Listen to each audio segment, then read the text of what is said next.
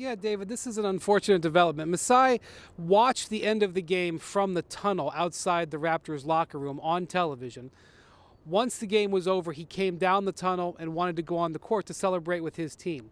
But because it was a trophy presentation situation and because it was the visiting team winning, there was new security procedures in place and new credentials required. Now, this is standard procedure in the NBA. Masai did not have that credential. In speaking to the Sheriff's Department this morning, they have said that they were asked by the NBA and arena officials to strictly enforce the credential policy. The officer there, who was part of an increased security presence around the court, did not know who he was.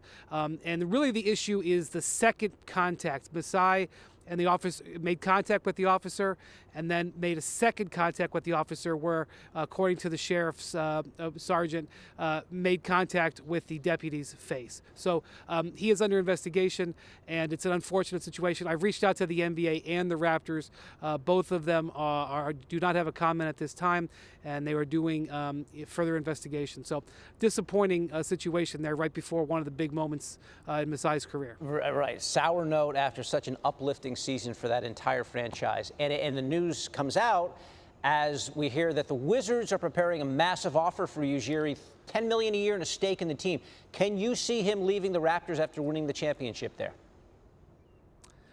It's hard to know because we don't know the full scope of the offer. Now, let me say that this has been talked about and in the wind around the Raptors for the last several weeks. It did not catch them by surprise.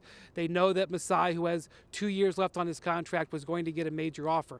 This could potentially be one of the largest offers ever made to an executive in the history of sports, because it may not just include oversight of the Wizards, but also oversight of the Washington Capitals and the other sports properties that Ted Leonsis owns in Washington, which are extensive, including the arena and a practice facility. Also, it possibly could involve, according to Woj, an ownership stake, which would make the value of the contract massively higher in the long run, and therefore it's not something maybe the Raptors can match, something like that. The Raptors have a complex ownership situation. They're owned by several different corporations. You can't just hand out ownership stakes. So it would be a stunning move to walk away from a champion, but to get him to even think about it, it would have to be a breathtaking offer, and that appears to be what the Wizards are going to do, and we'll see if he's even willing to entertain it.